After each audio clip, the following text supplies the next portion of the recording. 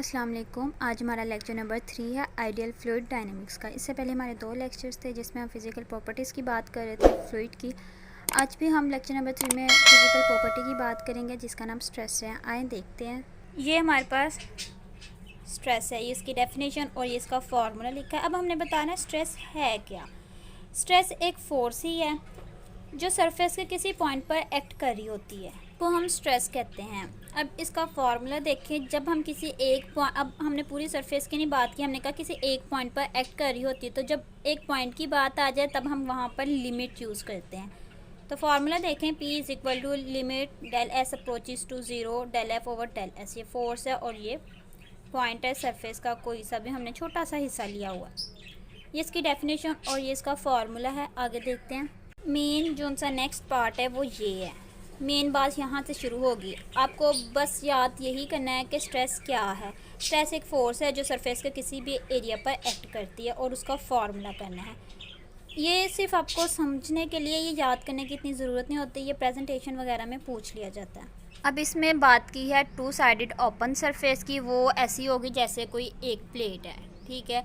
अब उन्होंने कहा है कि इसमें वो जो प्लेट है उसमें आपने बताना है कि अपर साइड कौन सी है और लोअर साइड कौन सी है।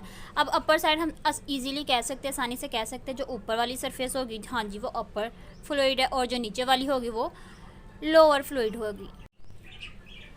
लेकिन वो यही चीज़ पूछ रहा है कि आप बताएं कि इसकी अपर साइड कौन सी होगी, लोअर साइड कौन सी होगी। आप भी कह रहे होंगे ये कैसी बात है, बंदा पूछे जो सीधी साइड है वो अपर है, जो उल्टी है वो लोअर है। लेकिन इस तरह नहीं बताना आपने।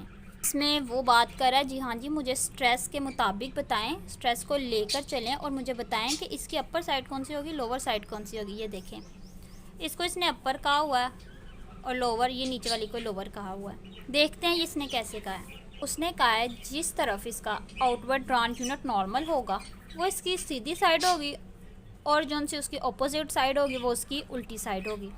अब आप एक एग्जांपल ले लें। आप किसी वाइट बोर्ड पर माल कर रखें तो वो ऐसे ही लगेगा, और परपेंडिकुलर माल कर रखें तो वो ऐसे लगेगा जैसे यूनिट नॉर्मल आउटवर्ड ड्रॉन, ठीक है। ये देखें, ये इन्होंने साइड ली हुई है, प्लेट ली हुई है, इसके ऊपर ये इन्होंने यूनिट नॉर्मल रखा है परपेंडिकुलर।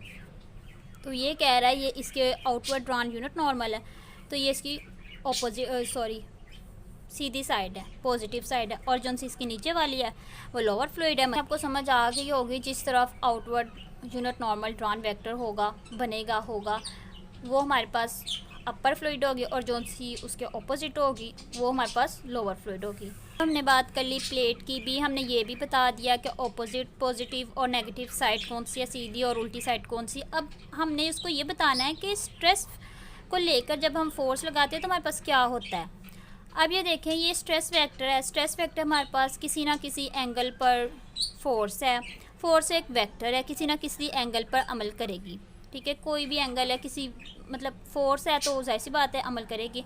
अब हमने देखें मैट्रिक में या इंटर में हमने रेजोल्यूशन ऑफ वेक्टर पढ़ा है। जब फोर्स लगती है तो 2 कंपोनेंट्स बनते हैं, एक अलोंग एक्स एक्सिस जिसको हम एफ एक्स कहते हैं और एक अलोंग वाई एक्सिस जिसको हम एफ वाई कहते हैं। बिल्कुल इसी तरह आप इसको भी कंसीडर कर लें कि ये जो सा स्ट्रेस वेक्टर है ये इसके 2 कंपोनेंट है। Along x axis F x है जिसको हमने टेंजेंट का नाम दिया हुआ है, ये अलोंग वाई एक्सिस है एफ वाई, इसको हमने आउटवर्ड ड्रॉन यूनिट नॉर्मल का है।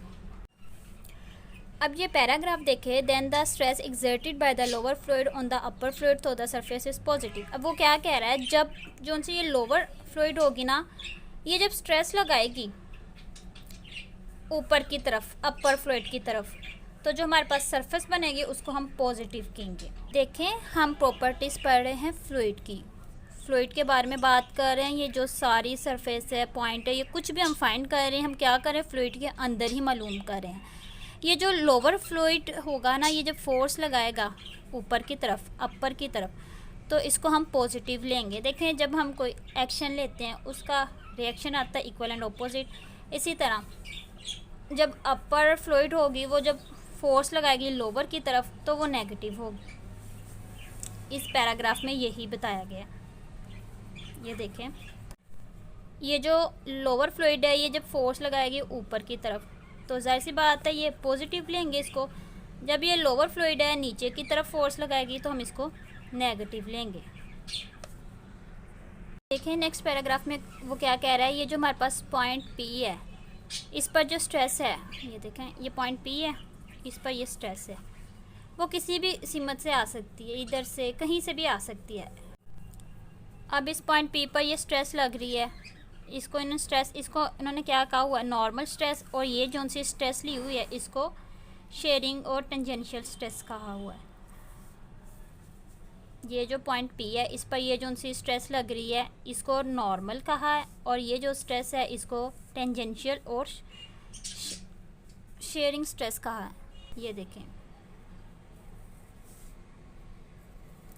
इन पर एक अलग से लेक्चर बनाऊंगी, शेयरिंग और टेंजेंशियल स्ट्रेस क्या होता है।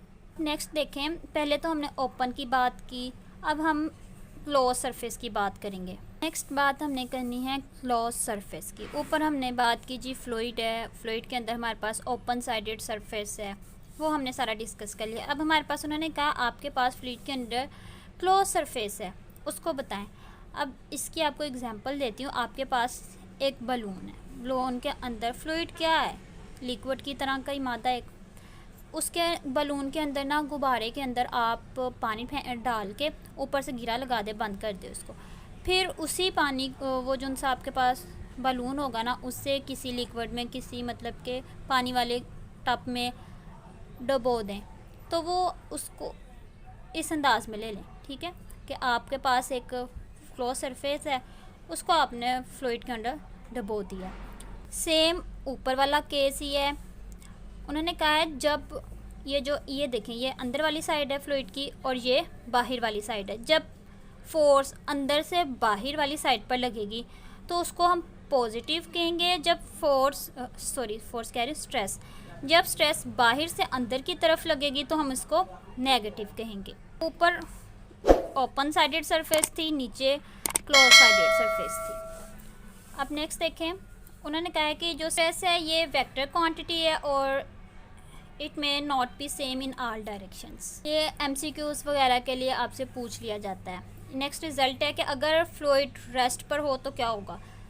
जब फ्लूइड रेस्ट पर होगा तो कोई टेंजेंशियल फोर्स नहीं लगे, कोई टेंजेंशियल स्ट्रेस नहीं होगी, सिर्फ नॉर्मल स्ट्रेस होगी, और ये न्यूमेरिकली इक्वल होगी हाइड्रोस्टैटिक प्रेशर के, numerically equal to the negative hydrostatic pressure के होगी। ये देखें, जब हमारे पास फ्लूइड, फॉर एग्जांपल ये हमारे पास फ्लूइड रेस्ट पर है तो हमारे पास ये टेंजेंशियल स्ट्रेस नहीं लगेगी, हमारे पास सिर्फ ये नॉर्मल स्ट्रेस लगेगी, और जो न्यूमेरिकली इक्वल है नेगेटिव हाइड्रोस्टैटिक प्रेशर के। ये देखिए -P।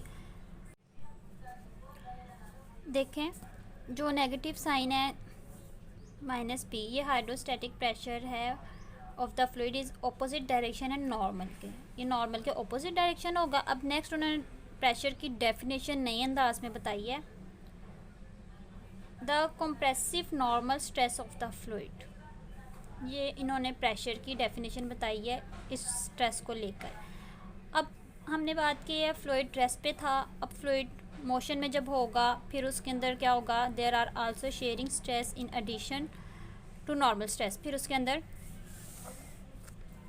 जब फ्लूइड रेस्ट पर था तो ये वाली फोर्स सिर्फ नॉर्मल थी, टेंजेंट नहीं थी। अब उन्होंने कहा है जब फ्लूइड मोशन पर होगा, ठीक है, हरकत कर रहा होगा, तो हमारे पास नॉर्मल स्ट्रेस के साथ साथ उसके अंदर टेंजेंट स्ट्रेस भी ऐड हो जाएगी। ये था हमारा आज का टॉपिक। नेक्स्ट जो सा लेक्चर बनाऊंगी वो शेयरिंग स्ट्रेस, टेंजेंशियल स्ट्रेस और नॉर्मल स्ट्रेस, इन तीनों पर बनाऊंगी। इन बहुत छोटा सा लेक्चर होगा और आपको समझ आ जाएगी। उम्मीद है आपको स्ट्रेस टॉपिक की समझ आई होगी सारे की। अगर कोई क्वेश्चन है, कोई कन्फ्यूजन हो तो आप कमेंट सेक्शन में इजीली पूछ सकते हैं। अगर मेरी वीडियो अच्छी लगी है तो इसको लाइक, सब्सक्राइब और शेयर ज़रूर कीजिएगा। मिलते हैं इंशाल्लाह नेक्स्ट लेक्चर में। अल्लाह हाफिज़।